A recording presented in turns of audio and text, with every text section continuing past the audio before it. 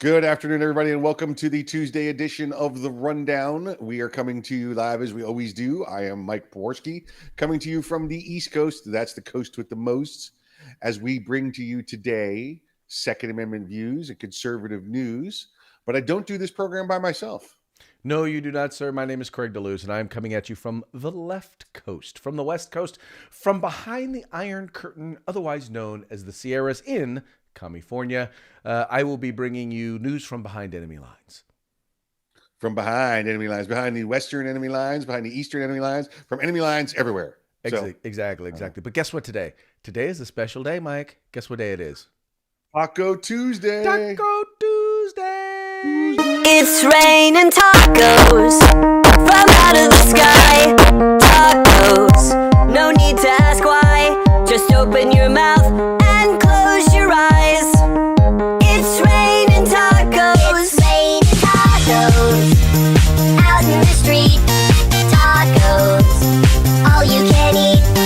Lettuce and shells, cheese and meat. It's raining tacos. Yum, yum, yum, yum, yum, yum. Yes. Oh, that is hilarious. With I love that, sour Mike. cream. Yep, tacos, baby. Taco Tuesday. That song has makes my week now. It does. It does. I fought you on it too. I ain't gonna lie. I fought you on it, but that song made my week. It's got it's just so happy. It's just so taco-y. It's wonderful. It is. I very much like it. It's good stuff. It's good stuff. Now, did you have your tacos at lunch today, or are you waiting until dinner time? It will be dinner time. Dinner time. We will be doing. I think we're doing chicken tacos today. Gotcha. Yeah, we did. The kids are coming over, and we're just going to do the whole family thing. Yeah, we did we did lunchtime tacos today. Went down to the taco truck by the railroad track. So Nice. good place to go. The taco trailer. Nice. Love doing it. Love doing it. Can't have too many good tacos. No, you can't. Now you can have a couple bad ones, and they'll let you know right away. They will definitely let you know real quick. Oh boy.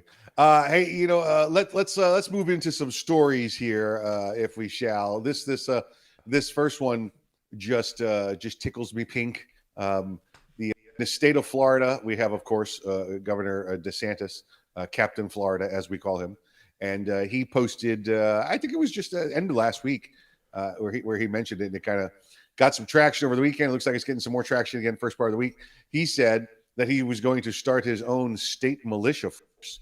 And Craig, you would have thought that people around the country, their heads were going to explode. It was as if he was starting his own insurrection army, and they were only going to have to answer to the governor, and he was going to start invading blue states and firing upon people. They made this out to be, and this, as you're seeing from the story right here in front of you, this must be stopped. It must be stopped, Craig. Must be stopped, because how dare one person have the authority to have a state militia force? Oh, wait, there's actually 27 other states that already have one. And it's completely authorized under the U.S. Constitution. These forces got modernized, I would say, Craig, back during World War II time period.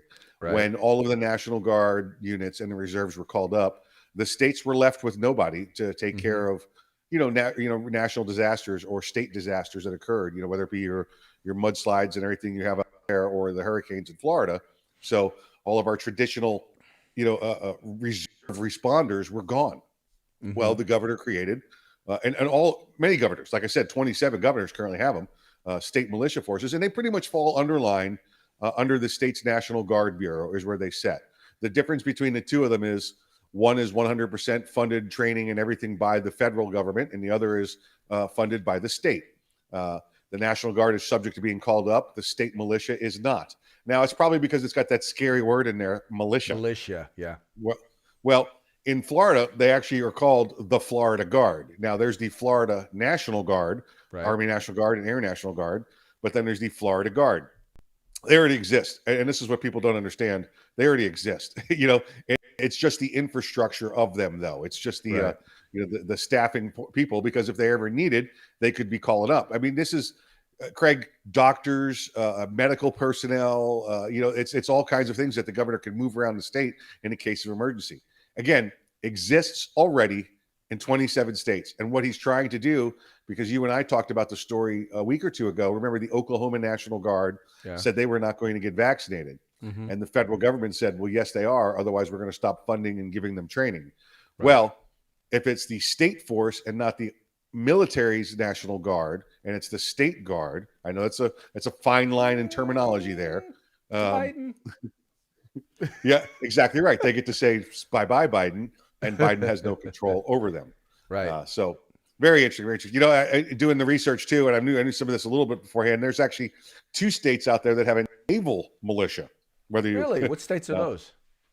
New York is one, and I think Georgia is the other one. I'm not sure, but I know New York is one as a naval militia. Georgia? Well, I have to check, but I know New York has it, and what it is, it's a collection of small boat owners that have become the naval militia in case anything ever occurred where they need to do, a rescue operation or something like that. They could be called upon by the government, in their state government, into service to help do rescue or emergency relief operations. I just find this that the way in which people are reacting to anything that Ron DeSantis does, it's literally, it's kind of Trump-esque, to be quite honest. Yes. It's kind of like he were Donald Trump, and anything that he does or anything that he says evokes the worst sort of response out of the left. It's entertaining, to say the least. But the funny part is that, especially with Ron DeSantis, I think that he's able to communicate a logic behind it that is just that I think Donald Trump didn't. I think his staff did. I think he was very good at selecting people, who could communicate the point of the reasons why he was doing some of the things that he was doing. But Ron DeSantis himself is very effective at communicating those things. And I think this is just another example of the quality of his leadership. And he does things that makes the left crazy, while at the same time is very effective and does right by the citizens of Florida. Exactly right. Just as a clarifier, so everybody else doesn't have to Google it. States with active naval militias: Alaska, California. You have the California State Guard Maritime Command. Oh, we got the California militia. The New York Naval Militia, Ohio Naval Militia. That's good. I guess that's for inland waterways and lakes. South Carolina, and then Texas. Why does Ohio have a naval militia? Oh, well, for all the way when there's a tsunami and the wave comes inland from the East Coast and lands on Ohio, they can, have boats. So they have boats. Wow. Okay. I don't know, Alrighty then. It's like selling the ice machine to the Eskimos, right? Yeah. Yeah, it's a good salesman, Somebody sold it to the governor there and he bought into it. Let's see. Let's move along, Craig. And this one is a San Francisco story. So this one's pretty good. There was I'm trying to remember the name of the restaurant. I looked it up while I'm doing this. There was a restaurant in San Francisco. And this was not a San Francisco treat. It was it looks like a privately owned restaurant out there where it was Jackie and Hilda, something like that. It's a weird name to it. Hilda and Jesse. Hilda and Jesse. There we go. I had it just backwards. It's in North Beach. So, is that? I don't know what part of San Francisco it is. I'm assuming it's the northern part of the beach area. Yeah, that's what I'm assuming as well. And 3 police officers went in there for breakfast. And because that's kind of it looks like it's one of those private, it's a privately owned restaurant, but it's a breakfast and lunch kind of place, Right. And they go in there, they sit down, and I guess while they're sitting down and they're getting ready to be served or have their meal, one of the employees comes over to the manager and asks them to leave because we're uncomfortable because of the presence of your firearms. And Craig, I know you said in the last story people lost their minds, but this is just absolute idiocy, lunacy, ridiculousness. We're afraid of the presence of your weapons. Okay, so hold on, let me get this straight, because I would have had court with them right there. Are you afraid that the weapon's going to get out and do something on its own? Is that what you're saying? Or are you telling me you're outright racist because I'm a white cop and you have black patrons in here? Because the woman, as cited in her article, excuse me, in her response via Instagram, says that they're afraid for, what was the communities, Craig? It's an acronym. I wrote the acronym down and now my notepad's gone. I'm looking for it here. BOPICs or something like that. Presence of officers or weapons in the restaurant made us feel uncomfortable. Political statement. It's a safe place for BIPOC. BIPOC stands for Black, Indigenous, and People of Color. Yeah, there you go. So we're afraid your gun is going to go shoot a black person in our restaurant. We understand you're here for the bacon and it's probably fake bacon and probably fake eggs. I'm guessing it's San Francisco, but we're afraid that your gun's going to go out and do something. And they asked the officers to leave, and you know what the officers did? Because who wants to be the guy on the media looking bad, right? So they said okay, and they left. Well, I guess somebody else picked up the story, and a couple hundred bad Yelp reviews were given. And their story, just like you read, Craig, was nope. We don't want that here. We don't want weapons. It's a safe place. For minorities and cops are bad and all of that. And then guess what happened, Craig?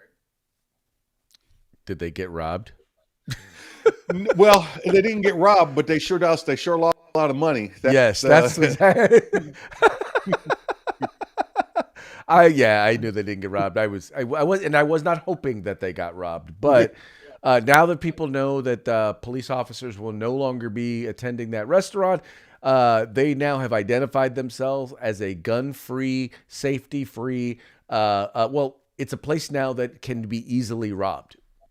Yes. Although they probably don't have any money anymore. Yeah. So they let me see if I can pull this back up here. They were adamant. Oh, well, it's done. We don't want the people here. The bad reviews start to come out. They lose their butts in the course of just like the past 4 days. I mean, it's only happened, back on Thursday or Friday. Right. And since that time, the owner has come back on and said, "Hold on now, we're gonna do a 180 here. Remember that stuff we said the other day? Completely wrong. Completely wrong. We love SFPD. They do a job that's it's unbelievable what they do. We can't thank them enough, and we wish to have them and all of SFPD back in here. And it's just amazing how quick a bad weekend of cash flow from some help reviews from tossing some cops out can turn even the hippie restaurant owners into cop lovers. This is the reason why. Find your lane and stay in it. Don't get into talking politics if you own a restaurant, or if you're in sports, something like that. Because in the end, it's just going to cost you money. And here's the thing. I'm not saying you don't have a right to your opinion. Just don't do it in the course of doing your business, right? If you're going to talk your politics in the middle of your business, then just know that you're going to upset somebody. I learned this in politics. When you have someone running for office, a candidate running for office, one of the first things they tell you is you don't endorse people. You don't endorse people because you never make any friends. All you do is you make enemies, right? And so stay out of it. Anyway, but then on top of it, here are guys who are there to protect you and protect your business. And you're going to tell them they're not welcome there? Well, then guess what? Most of the rest of the folks aren't going to want to be there, because I don't want to be someplace where those who are supposed to be protecting us and enforcing the law are not welcome. I wouldn't want to be there. So there you go. Yeah, it's just again, it's the moronic way they went about it. They didn't say we don't like cops. They said your weapons make us feel unsafe. We need you to leave. You're welcome to come back though if you want to come back in civilian clothes without your guns. It's they're idiots, because once again the gun's going to jump up. Ma'am, I'm sorry I can't eat in your restaurant. There's a lot of knives, and I think there might be some knife hate going on here. So ridiculous. So after they lose all this money, Craig, and they watch their business get trashed on the internet, they said on Sunday evening, we made a mistake. They said Sunday evening, we made a mistake and apologized for the unfortunate incident on Friday when we asked members of SFPD to leave our restaurant. We are grateful to all the members of the force who work hard to keep us safe, especially during these challenging times. We hope this will be a teachable moment for us as we prepare and continue to build bridges with the SFPD. Well, and keep in mind, this is a city where they are doing smash and grabs. They are robbing. Yep. Where you have people shooting drugs and pooping in the streets. I mean, poop is going down in the streets, literally, right? Yeah. Probably right in front of their business. And they're going to have to call SFPD. And SFPD is going to say, yeah, we would come, but all of our officers are armed with firearms, and they're not welcome in your restaurant. Exactly right. Yeah, and they probably realized a little bit of that as well, right? The bad guys can read Yelp reviews. Oh, cops not welcome Yes, there. they Guess can. where we're But going. I'm guessing what it was they had the Sunday morning brunch folk didn't show up, Yep. and that's when they realized, oops, we made a mistake. Yeah. We made a little boo boo here. We made a little boo boo. In fact, they closed it out by saying, "Let's see, these are stressful times. We handled this badly." Yeah, duh. Yeah, I'd say you did. Yeah. Well, I don't know. I think some folks will return. I've never been there, so I can't say that I will return. But I also think that some folks they've lost for good. Yes, absolutely. All right, let's move to the opposite coast now, to the coast with the most over in South Carolina. We know that South Carolina became the 46th state to have recognized open carry, some form of open carry. That law was approved back in May, went into effect this past August 15th. What does open carry mean? It means there's a multitude of places now you can carry those firearms. Handguns is what their law specifies, I believe. It's handguns. Now, they have certain stipulations that are a little more restrictive than other states, but you know what? You eat that elephant one bite at a time, right? So their law says you can carry you can open carry your handgun if you have a concealed firearm license. Why do you have to have the concealed firearm license? Because that says I've had the background check and I've had some level of training. So they call this open carry with training is I believe the name of their the statute also as well. So it's open carry with training. So there are some places that were specified in the law that you can't carry it, and it's sort of the usual places, and it's probably the same places, Craig, that you can't carry a concealed firearm, because again, they're tied to their concealed carry training with their open carry authorization. So I'm going to guess, and listen, this varies from state to state. Please, folks, check out every state's different items, because they're as varied as varied could be. But it's going to be places like, inside city buildings, organized sporting events, they're inside a jail or a church or a police station. And I know half of those I just said probably don't apply to the state you're sitting in watching me and Craig right now, which is why you need to check. So, but this town of Columbia, there's a police chief in the town of Columbia, and we have spoken to him before. Conway. Oh, Columbia. I'm sorry. Yeah, and Columbia is the capital. And Conway, the police chief there, and he's made the top 5 list for me. Police Chief Dale Long. He's an ardent anti-open carry guy, which probably means, from the stuff that we've seen from him before, he's just an anti-gun guy all around. One of those people that believe the only people that should have guns are the police and the government. Well, they're friends. Well, of course, they give them special permission. That's what cronyism is, right? Right. So the police chief presented the idea of implementing restrictions the past month, and this is during permitted events. Now, the state law that was just written, the open carry law, gives cities and counties the ability to restrict open carry at permitted events, such as inside city buildings or festivals or carnivals or any parades, things like that permitted. So it gives that ability. Other than that, South Carolina has a very good preemption law, so they can't go out creating other weird laws, but it gives them the ability to restrict where open carry can occur. Now, that's open carry, folks. So listen, if they say you can't open carry there, you could still concealed carry there. All right. So be aware of that. But however, it's just another, and I believe that's the point where I'm trying to get to here, another police chief, another small town police chief. I don't care if it's a big town, because this happened in Columbia as well when I was doing the research on it, that they believe, well, open carry, Craig. Well, open carry, that means people are going to be shooting each other on the street corners. It means it's going to be the Wild West out there. Right. And every time there's an open carry. Craig, this started when we had concealed carry licenses first come out. And now that we have open carry licenses come out, the left and the anti-gun always say it's going to be bloodshed in the streets. We just saw this in the Supreme Court, Craig. That was the argument when they filed with the New York State Rifle and Pistol Association. Well, if there's guns, then people are going to be shooting each other, and it's going to be the Wild West out there. Yet it never seems to happen. All you have here is an anti-gun control person who wants to keep you from protecting yourself. You don't need to protect yourself. That's what he's there for, and he'll be there in 10 to 12 minutes when somebody's shooting at you. Exactly. And that's the worst thing about these types of cops is, they assume that only cops or bad guys are going to be the ones with guns. And so they assume that everyone who's not a cop with a gun is a bad guy. Yep. And unfortunately, that's how many law enforcement officers are trained. If you see a person with a civilian with a gun, they must be a bad guy. And I think part of this is their worry that, well, if someone's carrying a gun, that they're probably going to wind up getting shot by a cop because, well, hey, they must be a bad guy if they're carrying a gun in public.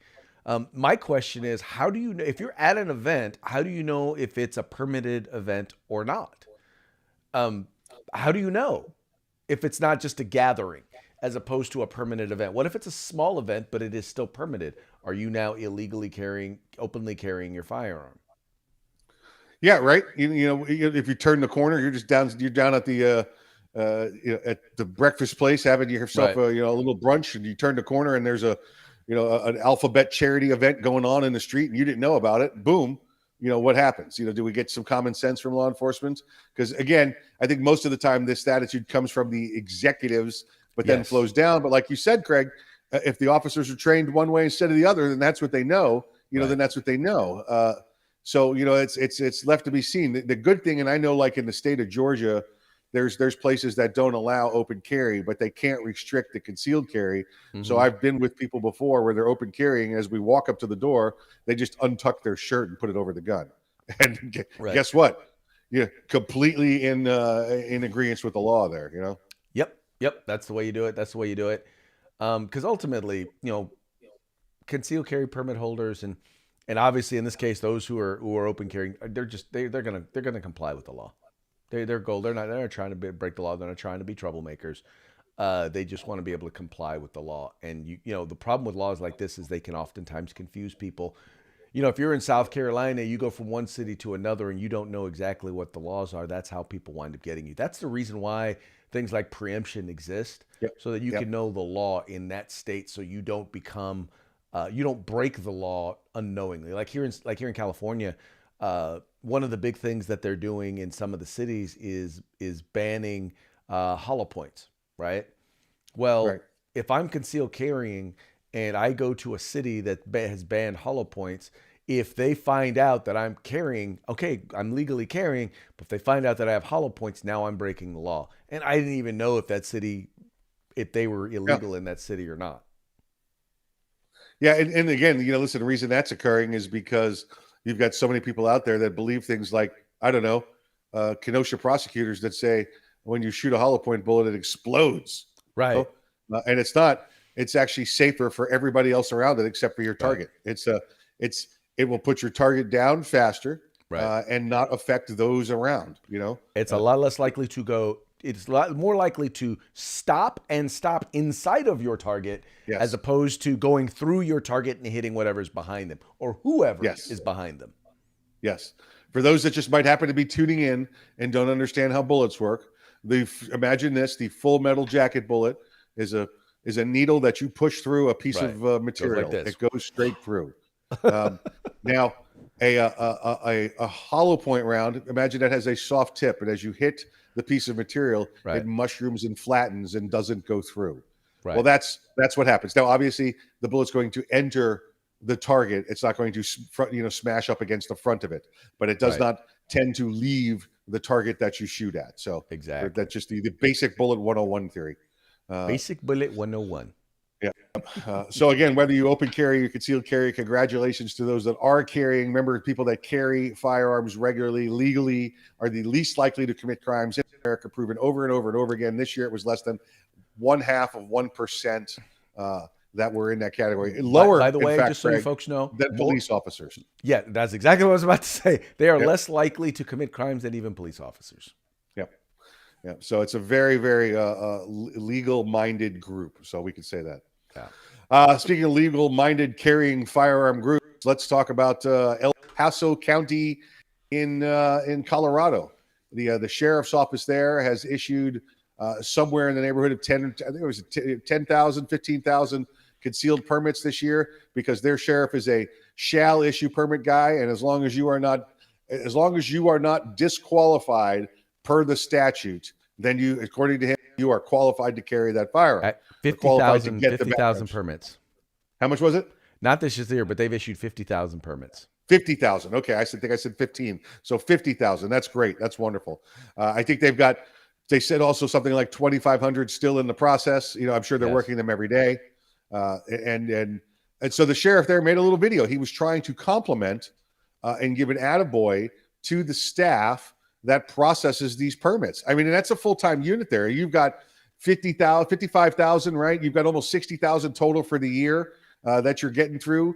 Do the math, folks. You're doing 5,000 of these things a month. That doesn't happen with one person and on a computer. That's a whole team of people. So to compliment them, he made himself a little video showing. Craig, let's see the picture. Let's take a look at the picture. Well, see, now there's someone else who actually is used to processing a lot of work, and that would be Santa Claus. That's it. A lot of requests. Man gets a lot of requests this time of year, and he knows how to do it. So here's Santa getting his concealed permit. So when he's in Colorado, he does not have to worry about the Grinch coming after him for his goodie bag. And the worst part about this is, Mike, people got mad at this guy. They got mad at him, at the sheriff, for posting. Oh, I thought you were saying Santa. They got mad at Santa. We just had a shooting at a high school, and now you're showing Santa getting a concealed carry permit. And I'm like, what is wrong with you people? It's really, so in other words, Santa is following the law when it comes to carrying a firearm. That is what this is showing. Santa's following the law. Yeah, moron. I also picture Santa with like a big old hog leg, like a 8-inch stainless steel kind of 44 Magnum kind of gun. I could totally see him with a Colt Python. Yeah, exactly. 8-inch Colt Python. Yeah, that's right. That's right. I can see that. Yeah. It's an 88 Magnum, that kind of nonsense. Yeah. People lost their mind, Greg. People just lost their mind. Oh my God, Santa Claus got a gun. This is what they said. How insensitive with the school shooting only 3 days ago. What did Santa do it? Did Santa freaking do it? All right. Wake up. All right. Maybe if somebody in the school had been legally armed, that kid wouldn't have shot anybody. All right. Yeah, if Santa had been at the front door with his hog leg, the kid would have been put down. Right. I just don't get it. Why is that so funny? Santa's got a gun. Yeah. Yep. Ho, ho, ho. Boom. Anyway, right. We are in a day and age where just people are, the things that upset people, and I guess maybe part of it, man, is social media. Social media has given people the ability to communicate things that they've always felt, and we're just stupid. And I don't know that that social media is making people stupid or is revealing people's stupidity. I sometimes I think these people always were like this. I think a lot of it is it gives the Ken and Karen. It gives the Ken and Karens out an audience, and they feel that they can complain about whatever they want whenever they want to. Now that may have started with like a Yelp review or a Google review, and you get a response from the manager. But now it's if you walk in somewhere and excuse me, ma'am, there's a hair in my soup. And if you don't give them oh my God, it's the end of the world, we're going to replace it, then their day's done. They expect you to bend over backwards for them. And if they have the slightest complaint, you're going to have to do it. I call it the customer service or the customer care generation. I am the customer and you'd better care about what I say. No, that's not what it comes down to. You know what it comes down to? I need to maintain a business and make a profit. Now, if that means I have to keep 90% of the people happy at me, great. The other 10%, get bent, get out. All right. Get bent. Oh, Oh ridiculous. my! Well, let's Absolutely talk ridiculous. about keeping folks happy. Yeah, I know we're just talking about firing people at work and getting rid of people, employees, and all kinds. It's hard to keep a job right now and over the holidays. Mhm. Well, it looks like up in New York, we've got some Right. more homeless, maybe Right. homeless at some point. We've got some more unemployment problems going on up out of New York. Exactly. In eras now where unemployment has been at record highs, and there's one group though amongst unemployment has actually hit 100%, and Yes. that would be among the Cuomo brothers. Unemployment has risen to 100%, and well, they're both unemployed for the same reason. For sexual harassment, one of them for his own sexual harassment, the other one for his own sexual harassment and defending his brother's sexual harassment. This looks like a before and after photo of sexual harassment allegations with these two. There is no love lost for either one of these guys. No. I am happy to see them. I just, the sad part is I wish that they could have been removed from their positions just because they're bad at them. Yeah, You know, yeah. God forbid we remove people for being inadequate at their job. Right. I mean, you have one guy who was clearly a horrible governor, resulted in the death of thousands of senior citizens by putting people, who had COVID into nursing homes, along with all the other bad stuff that he did. That he did, and then you have another guy who's supposed to be a journalist, but clearly demonstrated he did not know how to be objective as a journalist. Quite frankly, both of them need to be gone, and I'm glad they are. Yeah, there is good news on the Cuomo front. I did some checking in there. There are 3 Cuomo sisters, and all of them are employed. So Okay. it's just a male thing there on their side of the family. It's not the whole bloodline. So the Cuomo family is not a complete wreck, just the male side. So There you go. There you go. There you go. Hey, it's about that time. Why don't you give a shout out to our sponsors? let's say hey to our good friends over at Gorilla Machining. Be sure to check out Gorilla Machining, Grid Defense, and of course the California Republican Assembly. Yes, please make sure to check them all out. Their links are in the description to this video. Check them out, visit them, and let them know that the guys over at The Rundown suggested that you stop by. And with that, we're going to call it a day. We very much appreciate you guys tuning in. We appreciate you liking and sharing the program, telling your friends about The Rundown, the place for 2A news and conservative views. We will talk to you tomorrow on Hump Day. Hump Day.